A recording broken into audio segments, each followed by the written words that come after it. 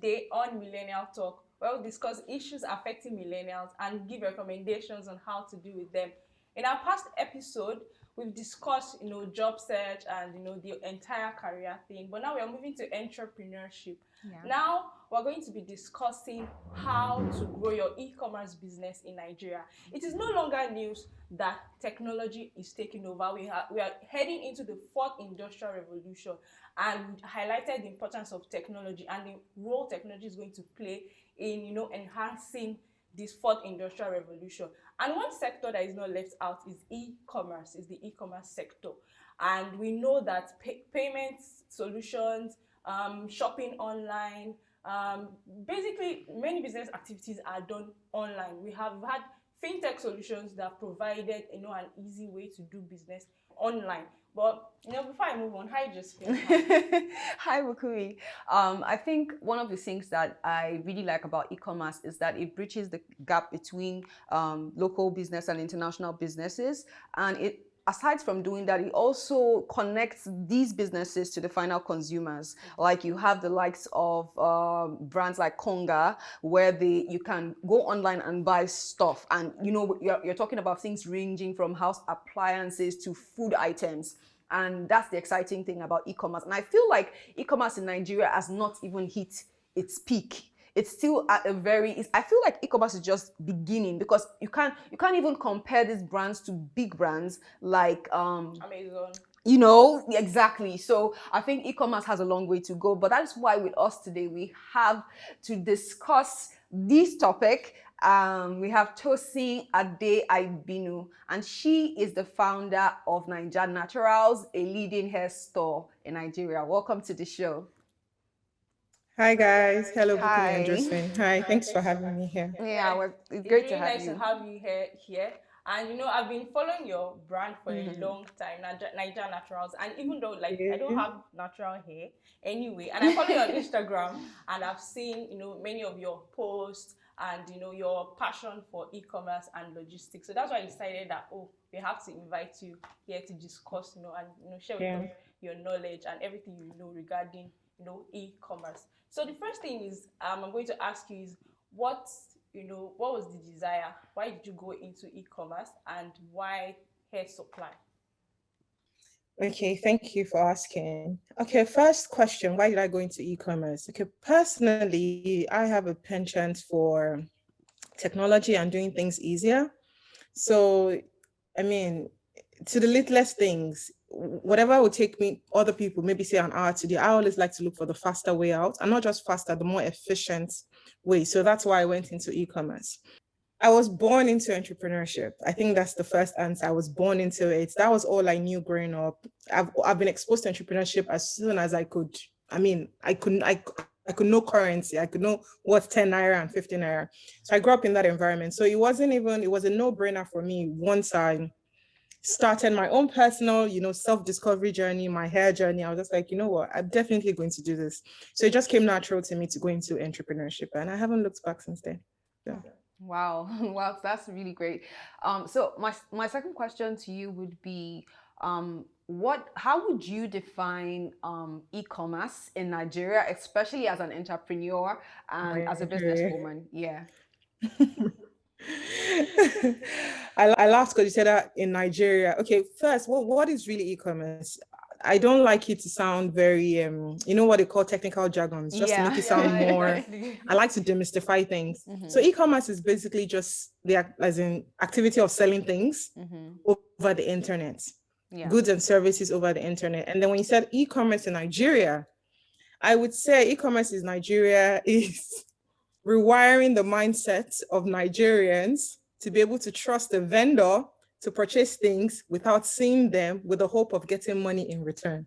That's what I consider e-commerce in Nigeria. It is in Nigeria. Wow, I really like your description, and you mentioned trust too. But we're going to go into the issue of trust later. But first of all, do you think e-commerce in Nigeria has potential? Like, do you think more businesses should take advantage of putting their business online or going digital? Absolutely. I mean, as long as the government doesn't wake up tomorrow and ban the internet, exactly. I think we're just scratching the surface. I feel like where there is a population and there's internet penetration, there are needs, right? So as long as you're able to solve needs, there's always going to be an opportunity for expansion and growth with e-commerce. Exactly. Because Nigeria is massive. It's really, I always crack a joke. I say that if as a business owner, you are privileged and God blesses you to only serve just Lagos, you are made for life. Yes. You know, how much more Lagos is even too wide, just your local government. Imagine you have a food company and you're the only person servicing the whole of Aja. You are good, your generations are good because of how populated Nigeria is. So definitely there's more people, there are more needs, people are getting more exposed. And let me say, in maybe 15 years ago, you would never thought you needed AirPods. Now you know you do need AirPods. So you obviously want to buy for someone that brings it from abroad or wherever they source it from, and then you make the purchase. So definitely there is a future. There is. Yeah, I quite agree with you. And okay, so as a businesswoman, you founded the largest salon directory in Nigeria, as I would see it. But my question to you is, I believe every business as a startup has challenges. What were your challenges growing your business, and how did you manage to overcome them? Challenges growing my business. Okay, I mean, the business was officially started, I would say, registered and everything 2015, but we had been operating, I think, a year or two before then. Now, the business has evolved from, as you said, you initially introduced the question with saying the largest salon directory. The first thing that made me go into this portion of the health and beauty for entrepreneurship, or hair and beauty for entrepreneurship, is that I was a naturalista. There was a problem of finding salons that knew what they were doing. True. Not just the regular setting and washing, people that knew how to comb your hair, how to put it in a bun that is neat without using too many excessive products. And I'm like, I definitely cannot go around 36 states in Nigeria to find all the salons. So why don't we create a directory based on people's experiences and create just a one-stop place where people can just come and say, you know what, natural hair salons in Nigeria, and then the directory comes up and people are able to see per local government. One of the challenges I faced was obviously data gathering, you know, the ease of gathering that data. And now I'm talking about the initial state of business. We've not even gone into retail now. You know, the gathering data, one. Secondly, you know, trying to explain to the salon owners that we're giving you publicity. You know, this natural hair industry also came with the blogging era. You know, I used to blog as well. You know, as a younger adult, I used to blog. I'm still young, by the way. I used to blog, and it was really hard convincing them. It was really hard convincing them that, you know, you need to be listed on this platform for free. We're not even asking you for money. But after a year, if you've seen, you know, progress on it, you've seen people saying that, oh, they're calling you because they saw your products, then this is the package. Then I think we're charging 7,500 per year, you know, renewable, and just to be listed on the platform. So I think one of the challenges was actually speaking to the salon owners and them trusting us, them attaching value to exposure. You know, a lot of them did not understand because they were not even record keeping, to the point that when someone comes into their salon, they're not asking, how did you hear about us? Exactly. So if they're not asking, they can never appreciate that they were gotten from a platform directory. But if you were asking and you were saying, oh, I Googled you and I saw you on so and so platform, if that platform tells you to pay 10,000 naira, you would not even hesitate because you've been able to measure feedback. So I'll say that's another challenge that we have faced. And obviously, the third challenge is obviously, you know, financing the business. I mean, when you're doing retail and you're not doing drop shipping, you're actually buying the products. It's actually capital intensive. But I decided to go through the, or would I say, the most traditional way, which is starting what I had from one product to two products. And now we have, I mean, the inventory is almost 1,000 different products. Wow. And that's not even the stock level of each, you know. So, I mean, there's hair gel, there's comb, there's I know this because we have the record. like rubber band. I was like, Exactly. There are a lot of things, you know, even to needle, there's a lot of things. So I would say I would say the three challenges that come to mind initially. Obviously, there's staffing as well, but that's another thing entirely. Yeah, I was going to mention staffing and the retail. You know, you talked about data. Then moving on to the retail, because that's the core of the business, getting the products to the consumer. So how did you overcome, number one, delivery challenges, staff, delivery men that would obviously tell you, oh, I'm in Bagada, meanwhile they're in Ikeja.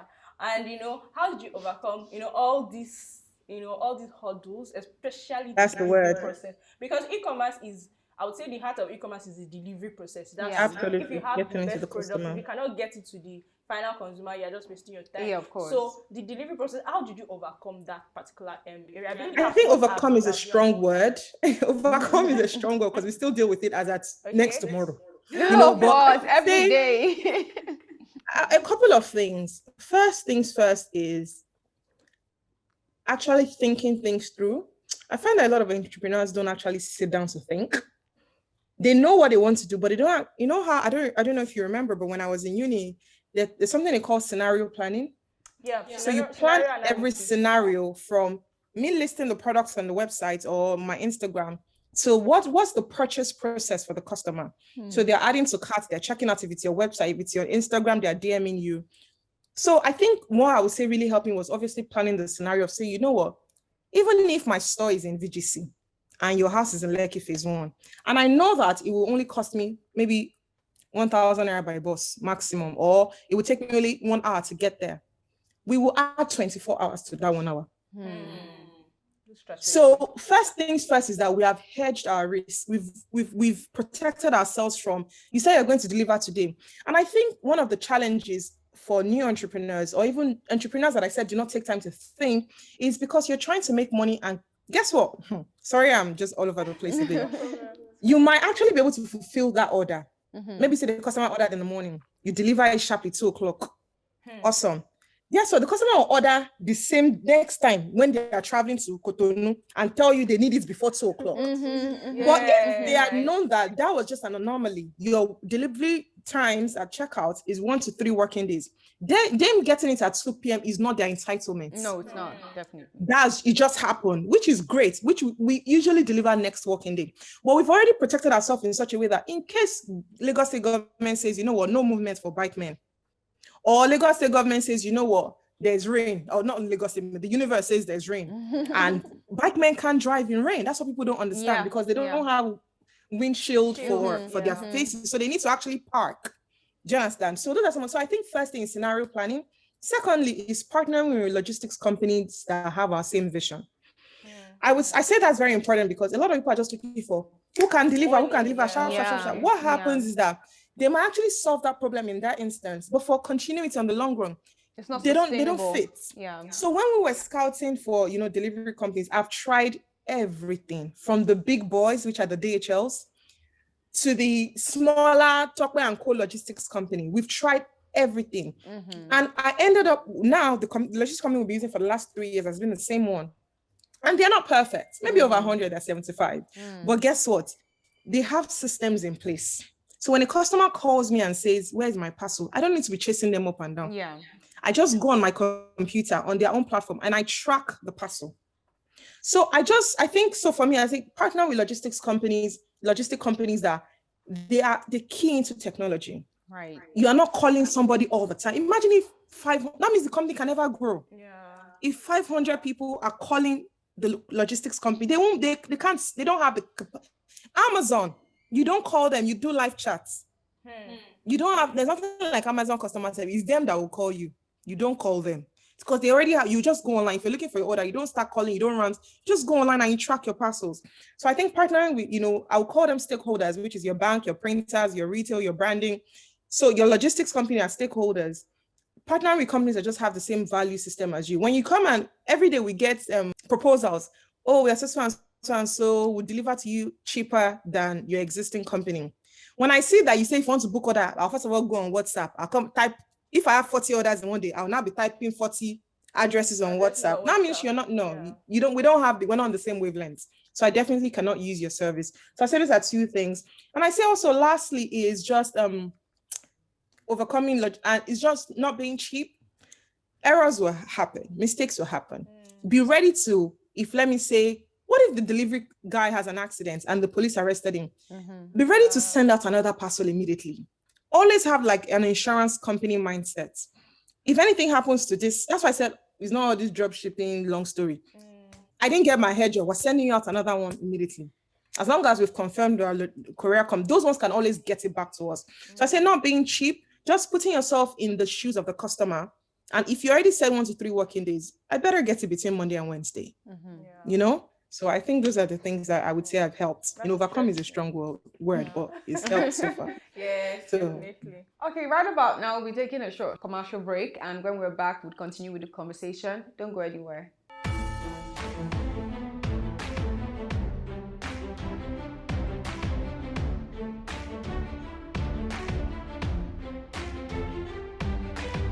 And I told my mom, even engineering thing, I don't think it's my thing. Yeah, I went to school and I came out with good grades, but I don't think that is what I actually want to do.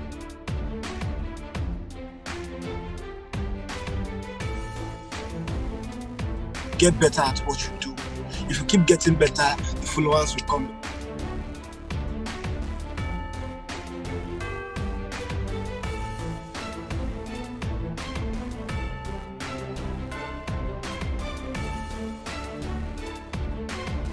It's going to run a business. Usually, a business wants to deliver value, and you have to determine first, what solutions. I mean, what are the needs available? What are the solutions that I can offer?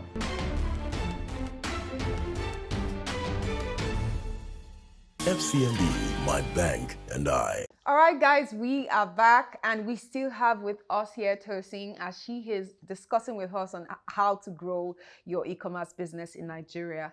So, my next question is, how can the businesses and the the clients, how can they build like trust between them? Because earlier you were talking and you mentioned trust. So how do you build this trust in a digital growing company where trust is difficult, especially with a lot of scammers on the internet? So how, as a business, how do you build trust between you and your final consumers?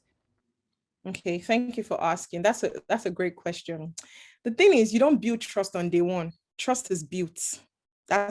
Is built over time. So I think, first of all, entrepreneurs need to be patient with their customers and know that it's until you've been tried and tested before that trust can actually be built.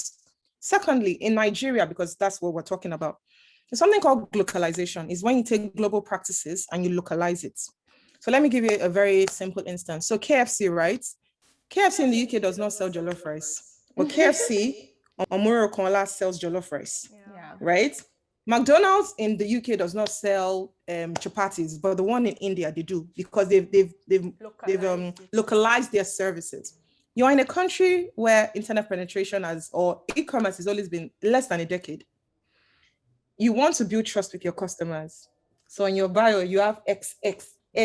Everywhere, don't know this. I see that a lot.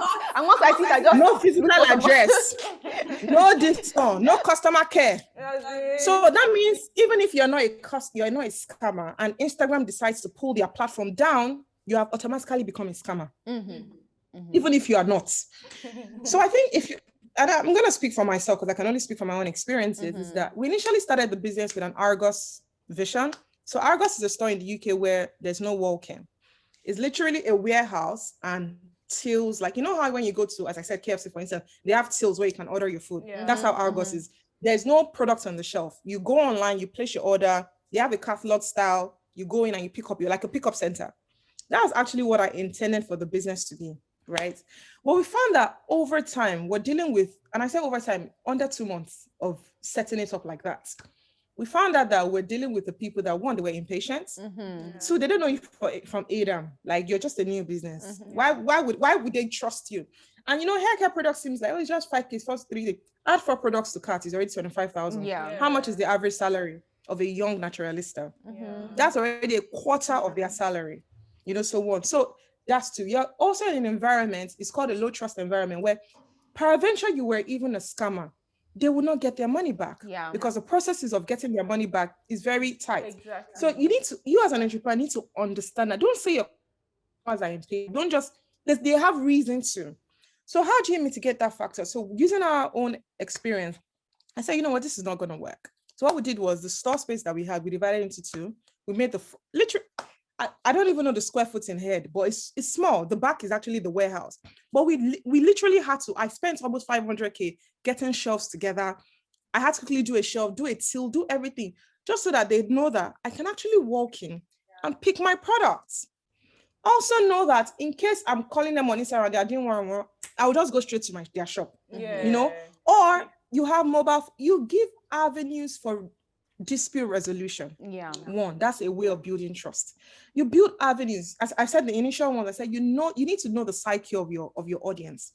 Put yourself in their shoes. Look for ways in such a way that even they will not be like, why would there not be refunds? Even almighty Barclays Bank, they give refunds. Who are you that you cannot give refunds? So that's one. Secondly, as I said, walking, how they can reach you, how they can settle, resolution. Thirdly, is not overstating promises. I think which I already established initially.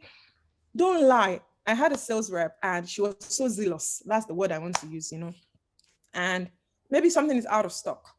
And a customer will call like, oh, this shampoo is out of stock. I really like when you guys will have. She'll say next week. You working in cargo office. How do you know that? How do you know?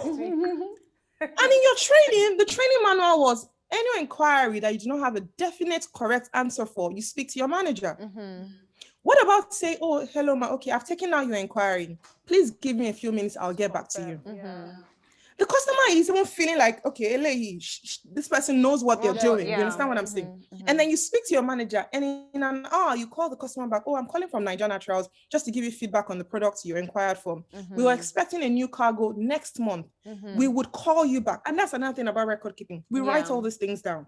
Imagine you go on a website or you don't even, website is even far-fetched. You go on an Instagram page and you make an inquiry and say, we'll have it next. And the next one comes, they send you a message. Hello, good afternoon, ma'am. Just to let you know that what you inquired for on so and so and so date. I'll feel so important. Even if you might have bought it somewhere else, you will have them in mind the next time you want to buy. Guess what? That even makes people trust you the more. Because why? You have follow-up.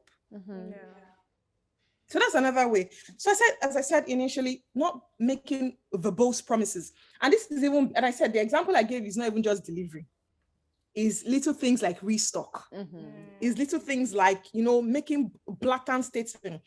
Do you not lie? Do you know that hair gels have chemical inside if you use your hair because you want to sell your own products? Why do you need to cook up things? I think there's another way you can develop trust, just answering the question, just being honest as an entrepreneur, like having integrity.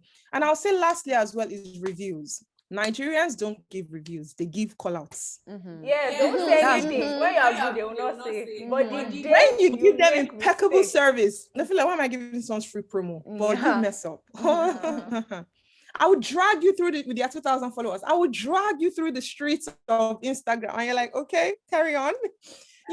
So I would say, reviews are very important. Like we seek out reviews. You know how when you buy on Amazon, you've bought or they'll send you a mail, leave 5-star review for this product. If almighty Amazon that service the whole of the United Kingdom and abroad is asking for reviews, why can't you do that? It's just only going to take an extra time, just ask for reviews so that you can boast and say, you know what, I've done 10,000 orders. I've been able to effectively get 2,000 people to give me positive reviews.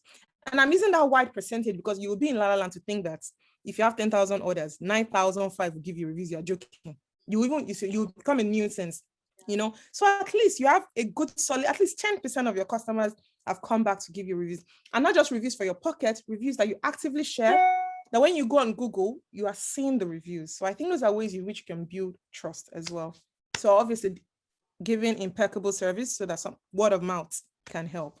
Wow, that was very insightful. I love how you really, really broke it down to the country that we live in, because it's really about us. It's not about Amazon and about, how they do things internationally, but in Nigeria. So now going back to Nigeria and talking about regulations, what's your opinion on how the government can improve ease of doing business, especially for online businesses? We've seen what happened with Twitter. We've seen what happened with social media as a whole. So many people's businesses obviously were shut down just by the government banning Twitter. Then logistics company, we saw what happened with the bike hailing app, and so many innovative ideas are coming, but regulations, we just have issues with regulations in Nigeria. So what are your thoughts on ensuring that government puts out regulations that helps businesses like yours grow? I mean, obviously my thoughts would be that they need to do more, but more practically, I would say, the government needs to reduce their processes. I was talking to a friend that was trying to start a logistics company, and you need about 10 licenses, or 14 actually, for one bike. Wow, that's too much. How would anyone be encouraged? In fact, the logistics company that we use, The only reason why they are thriving and growing is because of nepotism. The owner's parents is in a place of power. So there's nepotism there, but I would say, reducing the processes, making things more even if you're going to apply for 14 licenses, why do you need to go from table to table to table in Alausa? Why can't I just go online, submit one form, and whatever, like the way you do in uni, and whatever table internally, that would also encourage people to, first of all, go into entrepreneurship. Secondly, until NIPOST is revamped, e-commerce in Nigeria is not going to go anywhere. Right, because I think the In the logistics United Kingdom, it's like saying, or until they privatize NIPOST. Because remember what happened with Nitel? It was until they privatized it, and then we started having MTN, all these things. That's how tariffs now became cheaper. So until NIPOST is revamped, because in more developed nations, the Royal Mail, which is the national carrier, is what helps the average entrepreneur. No one is using DHL, is used by maybe for companies, for letters and all of that. So I think the government needs to sit down and re-strategize how they can develop NIPOST in such a way that it will standardize even some of the excesses of these delivery companies. If, for instance, Queen's College, that is a school, is one of the best in the city, no school will come and be charging 40 million naira, and it won't have the audacity to charge it in pounds or in dollars. It's because the government itself doesn't have good parastatals that are effective. So obviously, even they are not benefiting from it. So they will take their own children to the British curriculum schools, and because they have the money to pay, but the average Nigeria doesn't. So I'll say that's two. Thirdly, obviously, I'll say I think they're really doing a good job with the Lagos State. I remember that during the NSAS thing, they were actually giving people money as well. So I would say also is that reaching the grassroots people, because I found that even with the NSAS thing, the people that actually benefited from it are the ones that you and I, the one, me, I did not benefit because nothing happened, but you and I, the elite ones, the educated ones, the guy that is selling spare parts in Ojuelegba does not even know Kilo Kompelu Instagram. Like, doesn't have any business with Instagram. So he doesn't even know of the opportunities. But whereas in more developed nations, even the most on the ignorant ones, there's access, So I'll say more access to those at the grassroots. Because see, this thing is a dominoes effect. If you increase the price of fuel, the person that is importing something will increase his price. Then the person that is selling ink will increase price. Then the school that you're taking your child to, they will increase like that. So I feel we start from the grassroots, more access to opportunities, to financing, regulating these banks because they take the piss. You just wake up one day because you're running a corporate account. They've charged you ridiculous fees. You're paying some taxes that you're not even seeing. See, taxing is not a problem when the citizens are benefiting from the taxes. So I'll say those are just ways in which the government, all those things are nice on theory, but I only would pray that, Nigeria gets to the point where they actually, because the way they know all these things, though. They know now. It's not like I said they don't know. They know. It's just implementation. Analyze all the information every time we talk and argue. they bring in scholars, Yeah, but it is what right. it is. Yeah, I'm telling you. So what is next for Nigerian Naturals? Like, what are the innovative things? I believe you have goals and you have a vision for your business. Yeah. So the first like thing the is next obviously thing? expansion. Okay. And I'm not in Nigeria currently, so by the grace of God, we've been able to open, replicate. That's when your idea works, when you're able to replicate it in another environment, in another climate. So now there's NNUK, and it's interesting that I was actually going to change the name, but I just felt, I had a lead in to just keep the name. So for now, at least, so we've kept the name, and we thank God. It's been awesome. Truly, it's been like 6 months now since February we started. We've been able to replicate that. We've been able to even reach more countries, than even the United Kingdom and Nigeria. Another thing also, for the future of us, we want to go into production, to produce things locally in Nigeria for exports. We started with a few things, but I actually mean actual products. Currently, we're producing things like, let me say, bonnets, things for export, but would really want to be able to make things in Nigeria. We have a lot of resource, make the things in Nigeria so that, because when the exchange rate fluctuations happen, it won't affect us. A lot of the products that we use now that are used worldwide is by American companies. There's a brand, I won't say their name because it's a public platform. It's an American brand, and we applied for wholesalership with them, and they told us that we needed to be able to buy 2 containers full of their products. Wow. If I say this brand, even a 5-year-old child would know the name of the brand. It's an American brand. And I just thought to myself, how will I get the resources to? But they told me, oh, no issues, buy from their distributors. Not Imagine if I was producing my own product Your locally, own, and you had, and it's a good product, and it's only going to take time. You'll be able to, it even helps you, there'll be employment, you'll be able to, you are not needing to use foreign exchange to fund the business. Right now, for me to even buy anything, I know, in fact, I was telling someone the other day that the purchasing power of Naira is so terrible now that if I buy something for £1 to send to Nigeria, before, when I started the business, if I buy something for £1 at 280 Naira, 280, I can still sell it for 500 Naira in Nigeria and still make a profit. Now, £1 is 710. So if I buy something for £1 here, it's cheap, but an average Nigerian, like, why am I buying it for 7? Can you buy Biro for 710? But for someone here, they can buy for £1 because it's cheap, but the purchasing power is so low. So those are some of the issues, and I don't know. The goal is just to produce locally, just to be able to, have more reach and more employment, and also obviously go into services like training people, customer service, like a training institute for people in retail. So those are the goals. That's exciting. But I know you run your business remotely, and this is like the final serious question. How have you been able to, successfully run your business? I know you stay in the UK and you have your business in Nigeria. Like, that's huge. How have you been able to do that? Oh, one, God. God has been faithful. Then secondly, more, because people say, now, God, well, what are you doing? I would say just, sorry, guys, structure. It sounds so cliche because it's true. See, and another thing is, be ready to know that nobody's indispensable. Nobody, even me, another small girl can come tomorrow and start another business, and she will chase you out if you don't know what you're doing. So your staff needs to understand that nobody is indispensable. Obviously, another way is ensuring that, see, if you're running your business remotely, that means someone else on ground is doing the work. Having happy, satisfied personnel. A lot of people treat their staff bad. I don't know.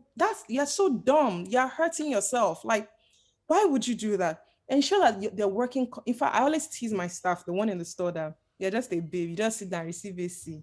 They can't speak your order. She'll just be like, see, you're even going finer in the business. And then we laugh about it. But the truth is, treating your staff really well. The structure is in place. Nothing is left to chance. There's, as I said earlier about your workbook, there's guideline for everything. So that when you are acting beyond the guideline, it's not like you should know. There's no need for insults. No need to say you don't have common. No. Your manual says that you don't wear so and so to work. This is your opening time. So I think a lot of structures also help. Also technology as well. Stock record keeping game is, I know I sent 50 pieces to Nigeria. I'm expecting money for 50 pieces via the web. If the website shows me that we've only sold 37, and when we count, it's less than 13, just give me my money. There's no story. So I feel like a lot of structure, and I said earlier, is record keeping. I have a friend that is also, international, and she does a lot of our record keeping with Biro and paper. And I told her, I said, girl, even with computer, even using stock record keeping softwares, there are still glitches, and making sure they're on top of walking customers and all of that. How much more you're using Biro and paper? Exactly. You're going to be having losses that you're not even aware of. Of course. So you won't be able to scale up. Do you get what I'm saying? So I think at the end of the day, it's just, structure, treating your staff well, and also you to learn from other people, be friends with people on ground as well. So that in case of anything, someone can always show up for you to, to look after whatever it is that you're doing. So I would say those are the answers I have. Okay, right about now, we'll go for another short break. And when we're back, we'll be doing the fun part, which is our favorite part. So don't go anywhere. We'll be right back.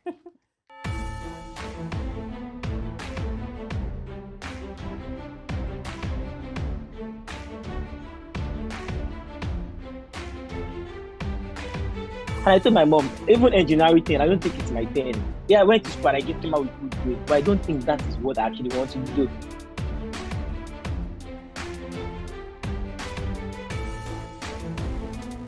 Get better at what you do. If you keep getting better, the followers will come.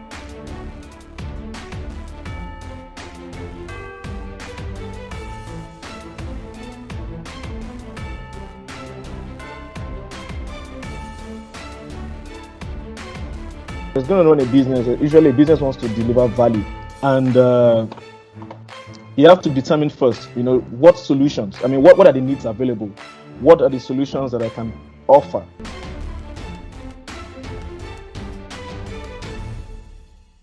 CMB, my bank and I. Okay, thank you for joining us. If you have enjoyed, I believe you've enjoyed, the conversation so far. You've learned a lot. So if you're watching, please share this video with any business owner that you know or anybody who has an e-commerce business. So, to the fun Let's question. Okay, so when you're not doing Ninja Naturals, what are you doing? What is your go-to thing to do outside work? Outside work, okay. Spend time with my family. I really enjoy spending. I'm a new mom. Can I call it new? My daughter is a year old, and I really enjoy spending time with my family, even before she came into the picture. Even before she came into the picture, I really liked, and I said, spend time doing what? I love to swim. I love to read. I read a lot of articles, just fun things. I like to read. What else do I like to do? I'm very, heavily invested in my church.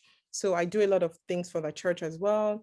Then if you said maybe a little bit more fun, if you don't consider that fun, I do YouTube, but that's not fun. No, it's fun That's a actually. I think ministry. it's fun. So I do But YouTube and I connect with other people as well. So okay, so you said you read from time to time. So what would be your favorite quote or a very interesting quote you found in one of the latest things you read? Do you have any in mind? latest things.